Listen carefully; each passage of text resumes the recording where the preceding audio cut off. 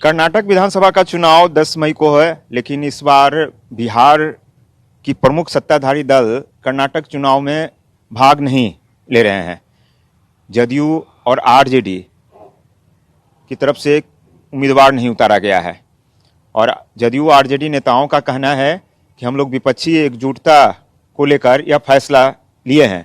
कर्नाटक चुनाव के रिजल्ट का पूरे देश में मैसेज जाएगा, लेकिन बीजेपी का कहना है कि दोनों दलों का कर्नाटक में कोई आधार नहीं है। देखिए, कर्नाटक का चुनाव कांग्रेस लड़ रही है, जेडीएस लड़ रही है, बीजेपी लड़ रही है, लेकिन हम लोगों का पूरा समर्थन बीजेपी के खिलाफ में है। जो भी मजबूत कैंडिडेट वहाँ हैं उन लोगों के साथ हम लोग नैतिक रूप से, राजनीतिक रूप से खड़े हैं और कर्नाटक का चुनाव इस देश को दशा और दिशा तय करके देगा।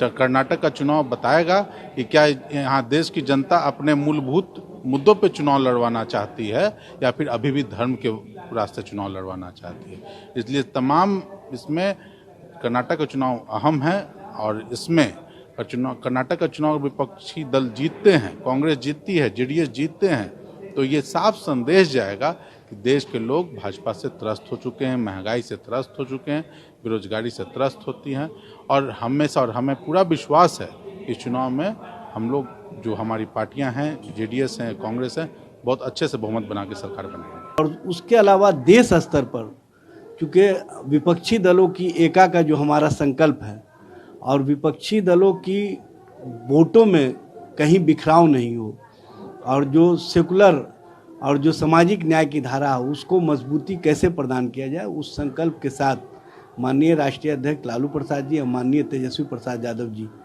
आगे बढ़ रहे हैं। और आप देखे होंगे कि बिहार ने जो संदेश दिया उस संदेश को देश ने भी सुना है और विपक्षी दलों के एका का संकल्प लेकर के माननीय मुख्यमंत्री जी के नेतृत्व में बिहार से जो संदेश आगे बढ़ा है वो देश स्तर पर भी पहुंच रहा है।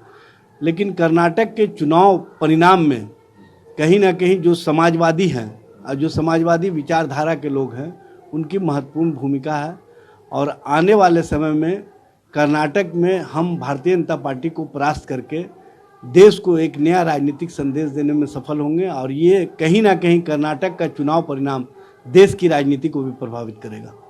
नहीं, वहाँ विपक्षी एकता का क्या मतलब है? देखिए, वहाँ 3 ही पार्टियाँ हैं जिनका अस्तित्व है, भारतीय जनता पार्टी, कांग्रेस और जेडीएस। तो इन तीनों पार्टियों में कोई 2 गठबंधन करे तो उसका कोई मतलब है?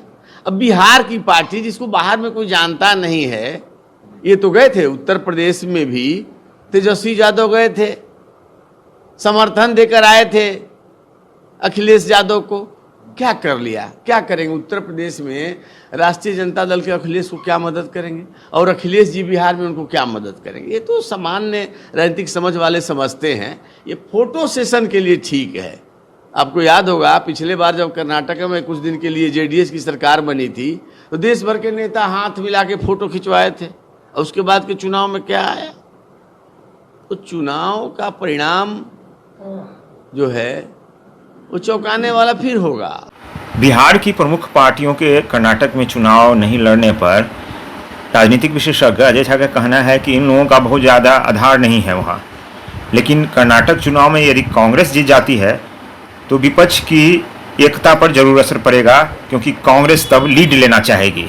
कई पार्टियां जो हैं, जो बाहर की पार्टियां हैं, जैसे राजद हुए, जनता दल यू या फिर चिराग पासवान की पार्टी जो बिहार से हैं, ये लोग भी वहाँ ऐसे जगहों पर जाते रहे हैं, बाहर बिहार के बाहर जाते रहे हैं।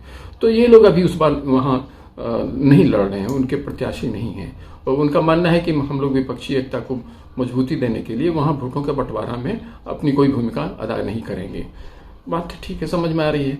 लेकिन सवाल ये है कि पहली बात कि कांग्रेस की अगर वहाँ विजय होती, जिसकी संभावना अभी हाल तक तो बिल्कुल साफ दिखती थी, अब बजरंग बली भगवान को भाजपा ने आहूत किया है और उसके बाद चीज़ें वहाँ बदलती सी नजर आ रही। एक ये मसला है।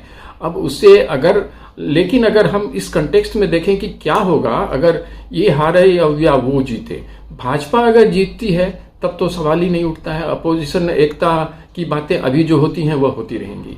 लेकिन अगर कांग्रेस जीत जाती है तो निश्चित तौर पर इसका व्यापक प्रभाव अपोजिशन यूनिटी पर पड़ेगा और लीड तो निश्चित तौर पर कांग्रेस के हाथ जाएगा ही जाएगा, इसमें कोई दो राय नहीं है, मेरा ये मानना है। और जहां तक बिहार की ये पार्टियां जो वहां नहीं लड़ रही हैं, इनका कोई खास वहां सिग्निफिकेंस पहले भी नहीं था और आगे भी नहीं होगा, लेकिन ठीक है, एक कॉस्मेटिक एक पोस्टर भी लोग दे रहे हैं, अच्छी बात है। इसी साल नागालैंड में हुए चुनाव में न केवल आरजेडी बल्कि जदयू और चिराग पासवान की पार्टी ने भी चुनाव लड़ा था।